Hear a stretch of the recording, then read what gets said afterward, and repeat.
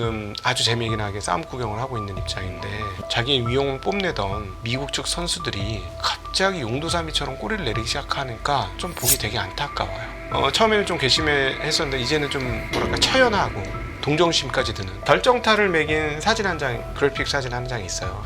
지난 2주간에 본 그 자료 사진 중에 제일 재미나게 본 사진이에요. 네, 한번 올려주시면 자 이제 그림은 어떻게 나오느냐. 미국은 약점을 잡혔고 근데 중국은 이 약점을 이용하진 않을 겁니다. 미국에서 미중 무역 협상이 진행되고 있다고 얘기하고 있으나 중국 외교부에서 현재 미국에서 계속 언급하는 미중 협상 중 합의 도달 가능은 모두 거짓. 제 표현으로 하나 덧붙이면 네. 이건 새빨간 거짓말이다. 트럼프는 이제 체면이 아주 구겨진 상황이고요. 네. 자 이렇게 되면 지금 트럼프가 미중 이제 강력하게 붙은 이후에 연일 좀 후퇴를 하면서 네. 야금야금 이제 협상에 좀 물꼬를 트고 있거든요. 네. 지금 우리 입장에서는 자동차도 중요하고 철강, 알루미늄도 중요하고 또 반도체도 다 중요한 상황인데 지금 이 트럼프 관세 정책 앞으로 어떻게 될 거라고 보십니까? 이제 나올 번째는 다 나왔고요. 근데 너무 좀 저는 지금 아주 재미나게 싸움 구경을 하고 있는 입장인데 미중 이렇게. 네, 미중 간의 싸움 구경을 하고 있었는데 엄청난 철퇴를 들고 나와서 휘두르면서 자기 위용을 뽐내던 미국 측 선수들이 갑자기 용두사미처럼 꼬리를 내리기 시작하니까 좀 보기 되게 안타까워요. 네, 좀 안타깝고 오히려 처음에는 좀 괘씸했었는데 이제는 좀 뭐랄까 처연하고 동정심까지 드는 그런 상황인데요. 그러기에는 너무 우리가 아플까봐 걱정이 되지 않습니까? 맞아요. 꼬리 내릴 거면 제발 빨리 좀 내려줬으면 좋겠는데요. 네, 근데 뭐 중국한테 꼬리를 내렸는데 우리한테 꼬리를 세게 흔들 수 있을까 하는 생각 좀 들고요. 결정타를 매긴 사진 한 장, 그 그래픽 사진 한 장이 있어요. 하나의 김성수 애널이 이걸 올려주셔서 제가 참 감사한데 보고 제가 정말 깔깔 웃고 재밌고 최근에 어떤 겁니까? 지난 2주간에 본 그 자료 사진 중에 제일 재미나게 본 사진이에요. 네, 한번 올려주시면 이게 일본 투자자들이 미국의 장기채를 얼마나 팔았는지 샀는지가 나오는 차트예요. 밑으로 내려가면 판 거고 위로 올라가면 산 겁니다. 자 그런데 최근에 갑자기 쭉 밑으로 내려왔죠. 그러네요. 예, 그리고 몇 달 전에 쭈루룩 가보면 저기 또 한번 굉장히 많이 빠진 적이 제일 있죠. 많이 빠진 거요. 예. 언제일까요? 저거 작년 8월이죠. 네. 우리 엔캐리 청산 트레이드 제가 청산 막 나온다고 했을 네, 때죠. 그때 제가 많이 회자됐죠 덕분에. 근데 저는 그냥 추측성 발언을 했는데 이거 보고 맞았잖아. 신기하네. 이러고 제가 맞았네. 이러고 있는데 자, 저는 이걸 보고 분명히 베센트하고 일본 재무상하고 얘기를 했단 말이에요. 네. 그 얘기했을 때 뭘 했겠느냐. 너 이 채권 팔면 안 돼. 이 얘기 했겠죠 분명히. 네. 근데 그 보시면 팔았잖아요. 네. 예. 누가 팔았을까요? 저는 이거 개인만 팔아도 이런 숫자가 나올 수도 있을 것 같아요. 기관이 아니더라도.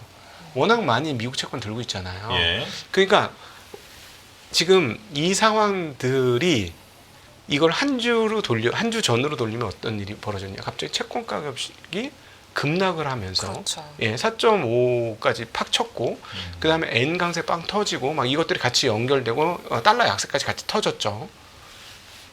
이거를 보면 해석이 되지 않나요? 일본 친구들이 미국 국채를 팔았고 그거를 환전해서 엔화로 넘기고 달러를 팔아서 일본 엔화를 샀고 요 그림을 그려 보시면 모든 게 단숨에 설명되지 않습니까? 네, 단숨에 설명됩니다. 그러니까 그런데 왜 스카펠 센터하고 일본 재무상하고 얘기했는데 왜 이런 일이 벌어졌느냐? 일본 재무상이 어찌할 수 없는 사람들이 판 거다. 그렇게 생각되는 거예요. 그래서 저는 재팬 인베스터 야 이거 이 중에 개인도 꽤 되겠군. 그 정부의 손길이 안 닿는 애들이 얼마나 많겠습니까? 예. 아니 저도 미국 국채 조금 갖고 있어요. 아주 전만큼이지만 저도 갖고 있거든요. 근데 네. 제가 파는데 국가가 그걸 막을 수 있겠어요? 못 막죠. 예, 그러면 예. 일본이 미국 국채를 많이 갖고 있다고 하는데 민간 영역에서 갖고 있는 게 얼마일까요? 꽤 되겠죠. 엔화 강세가 이루어지니까. 예. 그러니까 이미 작년도 8월 달에 한번 이러다가 한번 당했기 때문에 이런 모습이 있는데 그러면 일본의 민간 투자자들 중에 얼마든지 이런 행동을 할 수 있지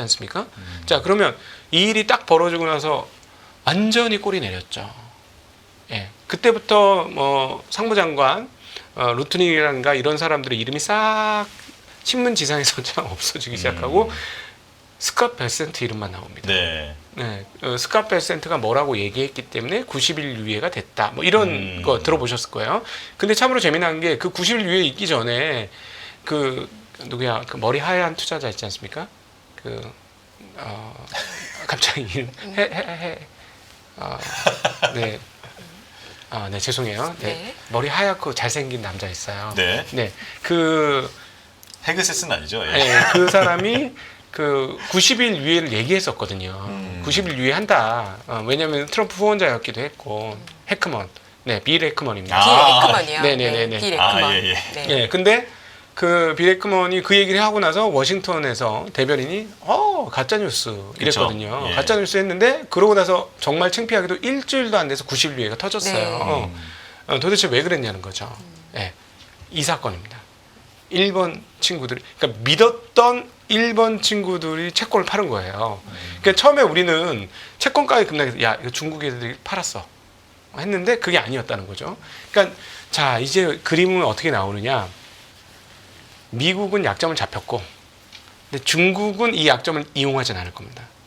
왜냐하면 협상을 해야 되기 때문에 이걸 이용하진 않을 거예요. 예를 들어 미국을 궁지로 몰려면 어떻게 하냐면 일본이 팔아제낄 때 같이 중국이 같이 팔면 됩니다. 뭐 이제는 7,600억 달러밖에 없지만 같이 팔면 효과가 배가 되지 않겠어요? 네. 네. 그럼 채권 10년물 국채금리 4.6, 4.7 가면 손절매 물량도 또 나올 겁니다. 그렇죠? 그 다음에 이제 그거에 레버리지로 투자했던 사람들의 마진콜도 나올 것이고요. 뭐 그러면 이제 일파만파 될 수 있죠. 예. 그거 걱정된 거죠. 스캇 베센트가 그 걱정이 됐고 거기서 막아야 됐기 때문에 관세를 여기서 더 밀어붙이면 안 된다라고 얘기한 거예요. 근데 참으로 안타깝게 어제 오늘 아시다시피 트럼프가 중국 관련된 이야기를 엄청나게 많이 하지 않았습니까? 네. 네. 네. 엄청나게 많이 했는데 정말 그 안타깝게도 오늘 오후에 중국에서 나온 뉴스들은 뭐냐면 바로 이겁니다. 그 지금 미국에서 미중 무역 협상이 진행되고 있다고 얘기하고 있으나 제 표현으로 하나 덧붙이면 네. 극적으로 덧붙여 이건 새빨간 거짓말이다. 중국 외교부에서 이렇게 얘기했어요. 그러니까 현재 미국에서 계속 언급하는 미중 협상 중 합의 도달 가능은 모두 거짓. 양국 간 관세 관련 협상 및 논의는 진행된 것이 없음. 네. 외교부 발언입니다. 그리고 합의 도달은 더 없음. 네. 그래서 관세 전쟁은 미국이 시작한 것이고 중국의 입장은 일관됨. 싸운다면 끝까지 싸울 것이고 대화한다면 문을 열어둘 것. 대화는 반드시 평등, 존중, 상호호에 기반이어야 함. 하고 외교부가 발언했어요. 네. 오늘 나온 정세게 뉴스에 나오네요. 예. 트럼프는 이제 아주 체면이 아주 구겨진 상황이고요. 네. 자 이렇게 되면 트럼프는 또 다른 강력한 발언을 할 수도 있어요. 그래서 네. 변동성은 계속 있습니다. 아. 네, 바로 그것 때문에 오늘 나스닥 지수가 초기장에서는 4%대까지 올랐다가 마지막에 종가가 저가 근처에서 끝나는 네. 그런 흐름이 나타난 거고 그로 인해서 미국 시장이 2% 중반이나 올랐음에도 불구하고 한국 시장이 제대로 못 오르는 이유이기도 하다라고 볼 수 있죠. 예. 그러니까 여기서 이제 대응을 하면 또 이제 너희들 가만 안 둬 뭐 이런 얘기가 나올 수 있는데 이제 문제는 뭐냐면 서서히 아마 말의 힘이 점차 떨어지는 국면으로 가야 할 수밖에 없을 거고요. 일본 친구들이 이 채권을 팔면서 미국에 대한 미국 자산에 대한 신뢰도가 굉장히 훼손됐다. 이게 지금 미국이 받은 가장 큰 타격 중에 하나다라고 볼 수 있습니다. 저는 어떻게 표현을 했냐면 중국이 아무리 강력한 제조업을 능력을 가지고 있다고 할지라도 그 대체제가 없는 대체 네. 불가라고 할지라도 전 세계는 미국이 1940년대 이후에 만들어 놓은 달러 기축이 만든 호혜적 달러 기축 질서를 좋아하기 때문에 미국이 뭐라 그래서 속이 쓰리더라도 미국이 말한 대로 따라갈 수밖에 없다. 왜냐하면 이 질서가 깨지면 쉽게 얘기하면 국제 해상에 마적들을 푸는 거나 마찬가지, 해적들을 푸는 거나 마찬가지거든요. 미국이 빠지면 원하는 대로 무언가를 할 수 없을 가능성이 매우 높습니다. 그래서 이 질서가 세계적으로는 다 좋아요. 이 달러 중심에. 네. 그러니까 오늘 그 연준 인사가 이야기를 아주 재미난 이야기를 했어요. 그 이야기도 좀 들을 게 굉장히 많은데 어제군요. 어제 그 얘기를 했었는데 어떤 얘기를 했냐면 미국이 무역에서 적자를 보지 않으면 다른 나라 국가들이 미국에 대해서 그렇게 매력적으로 못 느낄 것이다. 네. 이 얘기를 했어요. 아. 네. 이게 이제 잘 아시다시피 그 트래핀의 딜레마 아니겠습니까? 왜냐하면 우리가 그 성장을 하려면 밥을 먹어야 되는 거잖아요. 네. 경제도 성장을 하려면 경제 성장에 필요한 만큼의 돈이 필요합니다. 그렇죠. 예, 그러니까 그 어떤 나라가 성장을 하려면 국제적인 돈인 달러가 필요해요. 그럼 그 달러는 어디서 나오냐? 미국에서 나와야 되잖아요. 그렇죠. 그럼 미국한테서 돈이 어떻게 나와요? 미국이 무조건 빌려주는 게 아니지 않습니까? 그러니까 제일 좋은 달러 공급은 미국이 무역 적자를 내는 거예요. 그렇죠. 물건을 주고 달러를 주는 거죠. 그러면 그 나라는 그 달러를 가지고 계속 그 GDP를 조금씩 성장시킬 수 있는 거예요. 돈이 계속 들어오니까. 그러니까 이게 이제 트래핀의 딜레마죠. 그런데 미국이 무역 적자를 안 내고 흑자를 내면 외국한테서 돈을 땡겨오는 거예요. 네. 그럼 그 나라는 돈이 없어지면 이거는 경제가 위축되는 겁니다. 그러니까 모든 나라들은 지금까지 미국이 그렇게 해왔던 것처럼 사실상 종이 쪼가리 준 거잖아요. 그렇죠. 종이 쪼가리 줬지만 그게 질서를 잡아줬기 때문에 네. 그게 좋은 거예요. 계속 그렇게 해주기를 바라는데 보니까 얘네들이 지금 자체 체력이 너무 없어진 거죠. 계속 빚을 땡겨서 살고 빚을 땡겨서 살고 하는데 그거 일 안 하고 맨날 빚 땡겨서 산다고 생각해 보세요. 그러면 근로 의욕이 올라올까요? 아니죠. 저는 미국의 전체 상황은 지금 이 문제인 것 같아요. 미국 자체적으로 첨단 쪽에서는 근로의욕이 살아있지만 제조업 분야에서 근로의욕이 살아있는가.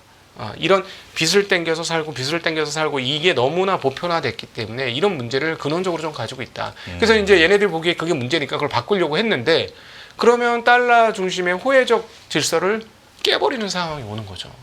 예. 그래서 이 문제를 과연 미국이 이런 식으로 해결할 수 있을 것이냐. 굉장히 어려운 상황에 봉착했고 첫 번째 관문인 중국이 잘 통과가 안 된다. 어제 그래서 진안할 것이다 이런 표현을 스카펠센트가 하지 않았습니까? 예. 그래서 앞으로 이제 그 관세는 하이라이트 구간은 지났다라고 개인적으로 보여지고요. 미국이 무슨 그러면요. 얘기를 해도 예. 잘 안 들을 것 같긴 합니다.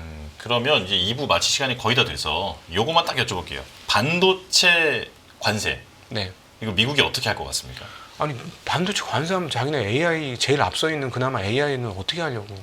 뭐 품목 관세니 뭐니 계속 이게 여지를 열어두고 있잖아요. 그러니까 제가 보기엔 그래서 관세 매겨봐. 그 D램 너희들이 한 25% 비싸게 사갖고 가봐. 니네 AI 가속기 달아야 될 거 훨씬 못 달 걸? 그럼 중국한테 AI는 어떻게 될 건데? 이런 질문이 안 나올 수가 없어요. 아니 사실 미국에서 설계만 해주지 다 수입하는 거 아닙니까? 그렇죠. 엔비디아 GPU도 그렇고 우리들 네. 메모리도 그렇고 다 수입하고 있는 거잖아요. 그래서 그렇죠. 오죽했으면 답답하니까 비루항이 된다. 젠슨 왕이 가가지고 미국에다 5천억 달러 투자해가 공장 지어주겠다고. 그러니까요. 이렇게까지 한 거 아니에요. 좀 맞춰주려고. 네. 근데 여기서 관세를 때려? 그러면 AI 패권 놓칠 수도 있어요. 제가 보기에는 이거는 이 논리적으로 넌센스예요. 왜냐하면 가장 앞서 있는 이거는 절대 놓치면 안 되겠다. 그래서 그 중국에다 반도체 장비 못 팔게 하고 H20도 못 팔게 하고 이게 뭐예요? 중국에서 AI 더 이상 발전하지 못하게 그거 발전해서 이제 군사적으로까지 쫓아오면 너무 위기니까 그거 못하고 해놓고 자기네는 비싸게 서버렉을 구축하겠다? 관세를 붙여서? 저는 이건 앞뒤가 하나도 안 맞는 얘기 같아요. 그래서 그거는 사실상 되기 쉽지 않다라고 개인적으로 보고 있습니다. 더 많은 영상을 보고 싶으신 분들은 화면 오른쪽에 있는 구독 버튼을 눌러주시기 바랍니다. 그리고 영상을 보시면서 좋아요는 필수인 거 아시죠? 항상 인포맥스 라이브를 사랑해주셔서 감사합니다.